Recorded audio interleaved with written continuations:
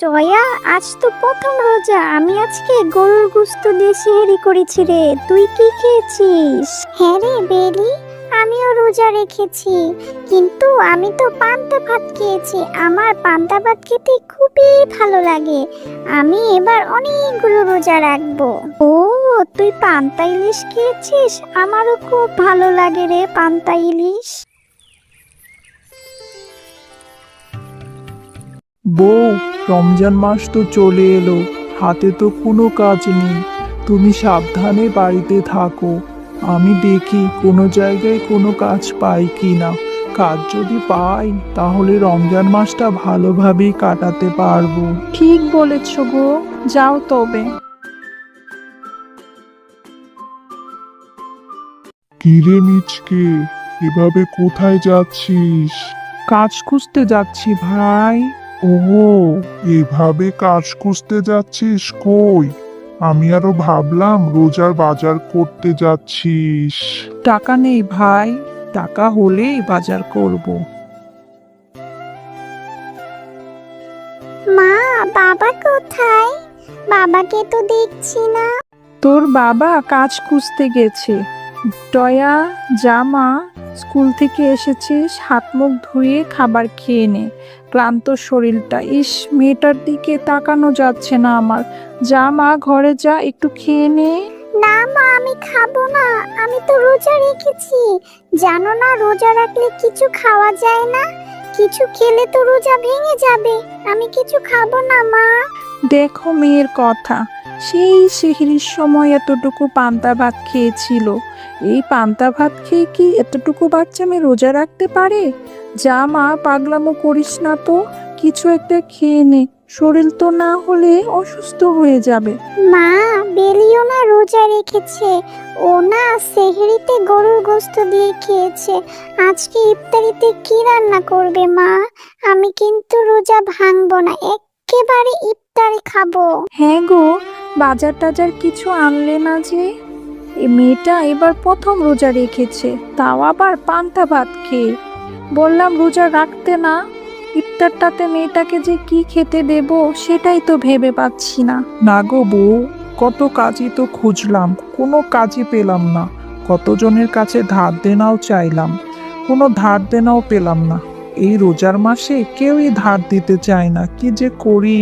ঠিক আছে গো, তুমি এত চিন্তা করো না। আল্লাহ তাআলা একটা ব্যবস্থা ঠিকই করে দেবে। দেখি ঘরে কিছু সবজি আছে, এই সবজি দিয়ে কিছু করতে পারি কিনা। না হয় একটু সবজি ভাতে রান্না করে দেব মেয়েটাকে। মা, তুমি ইফতারির জন্য কি রান্না করছো গো?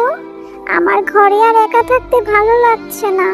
আমি বেলির সাথে একটু খেলা করে আসি, একটু পরেই চলে আসবো মা। ইফতারের আগেই চলে আসবো। শোনো মেয়ের কথা, রোজা রেখে কি কেউ খেলে? শরীর অসুস্থ হয়ে পড়বে তো। একটু শুয়ে বিশ্রাম নিতে পারিস। কিন্তু ঠিক আছে, যা, তবে তাড়াতাড়ি চলে আসবি কিন্তু, ইফতারের সময় তো হয়ে এলো প্রায়। ঠিক আছে মা, আমি তাড়াতাড়ি চলে আসবো। বেলি বলেছিল ওর সাথে একটু দেখা করতে বিকেলে, তাই আমি যাচ্ছি। আমি একদমই দেরি করব না, যাব আর আসবো। ও মা, তুমি ইফতারের জন্য কি রান্না করছো গো? অনেক সুন্দর সুগন্ধ বের হয়ে আসছে। আমি একটু টয়ার সাথে বাইরে ঘুরে আসি, ততক্ষণে তুমি ইফতার রেডি করো। হ্যাঁ রে বেলিমা, আমি তোর পছন্দের সব খাবার রান্না করছি আজ। আমার মেয়েটা যে প্রথম রোজা রেখেছে। ঠিক আছে রে বেলিমা, তুমি তাহলে যাও, তবে তাড়াতাড়ি চলে এসো, ইফতারি কিন্তু বেশি সময় বাকি নেই আর। জয়া, আমি আজ আর খেলতে পারবো না রে। আমার যে প্রচন্ড ক্ষুধা লেগেছে। তুই জানিস আমার মা আমার জন্য আজকে অনেক মজার মজার খাবার রান্না করছে। তোর মা ইফতারি কি রান্না করছে রে? তুই কি খাবি? আমি জানি না রে, আমার মা কি রান্না করছে। আচ্ছা, আমার মা বলেছে তাড়াতাড়ি বাড়িতে চলে যেতে। আর তুই কি আমার সঙ্গে যাবি বেলি? চল না, আজকে আমাদের বাসায় একসঙ্গে ইফতার করব। আচ্ছা ঠিক আছে টয়া, চল। আরে কি ব্যাপার বেলি, তুমি আমাদের বাড়িতে? কেমন আছো? তা ইফতারের তো সময় হয়ে গিয়েছে, চলো ঘরে চলো। জয়া, তুই বেলিকে নিয়ে ঘরে আয়, আমি ইফতার রেডি করছি। আজকে আমরা সবাই একসাথে ইফতার করব, কিন্তু বেলি কি আমাদের খাবার খেতে পারবে? আঙ্কেল আন্টি, আপনারা এসব কি দিয়ে ইফতার করছেন? আমরা তো ইফতারে অনেক কিছু খাই। আলুর ভর্তার ভাত দিয়ে কেউ ইফতার খায়? এগুলো তো আমরা কখনোই খাই না। মা বেলি, রিজিক আল্লাহর তরফ থেকে আসে। আল্লাহ আমাদের রিজিকে যাই লিখে রেখেছে আমরা তাই খেতে পারবো।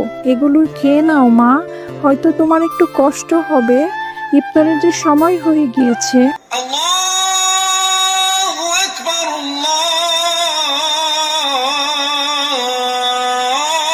নাও নাও নাও, আজান দিচ্ছে, ইফতারের দোয়া পড়ে সবাই শুরু করো। বাবা জানো, আজকে না আমি টয়াদের বাড়িতে ইফতার করেছি। ওরা না রোজ রোজ আলু ভর্তা, পান্তা ভাত আর ডাল দিয়ে ইফতার করে। ইফতার কি কেউ এগুলো খায় বলো? তুমি এসব কি বলছো বেলিমা? তাহলে কি ওরা অনেক অভাবে আছে?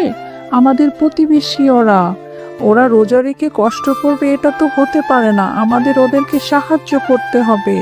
হ্যাঁ বউ, তুমি ঠিকই বলেছ।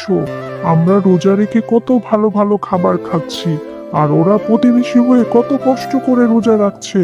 আমাদের তো ওদের সাহায্য করা উচিত। শুধু ওদেরই না, আমাদের বনের যত পশু আছে গরিব অসহায়, সবাইকে নিয়ে আমরা এখন থেকে একসাথে ইফতার করব। ঠিক আছে গো, তুমি উত্তরের দিকে বনবাসীদের বলে আসো, আর আমি দক্ষিণের দিকে বনবাসীদের বলে আসি।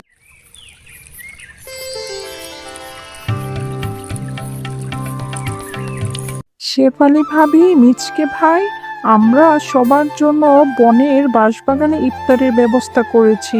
আপনারা সন্ধ্যার আগে ওখানে চলে যাবেন। ঠিক আছে বাগিনী ভাবি।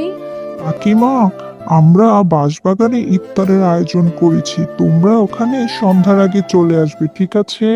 ঠিক আছে বাবা, ঠিক আছে। বাহ বাহ, এসব ইফতার আমাদের গরিবদের জন্য। হ্যাঁ কাকিমা, হ্যাঁ, সব আপনাদের জন্য। আর শুধু আজকেই না, এখন থেকে পুরো রমজান মাস আমরা সবাই এখানে একত্রে বসে ইফতার করব। আজান দিচ্ছে, চলো চলো সবাই দোয়া পড়ে ইফতার করি। আল্লাহু আকবার, হ্যালো ছোট্ট বন্ধুরা, গল্পটি ভালো লাগলে অবশ্যই সাবস্ক্রাইব করে দিবে এবং পাশে থাকা বেল আইকনটি প্রেস করে আমাদের সাথেই থাকবে। ধন্যবাদ।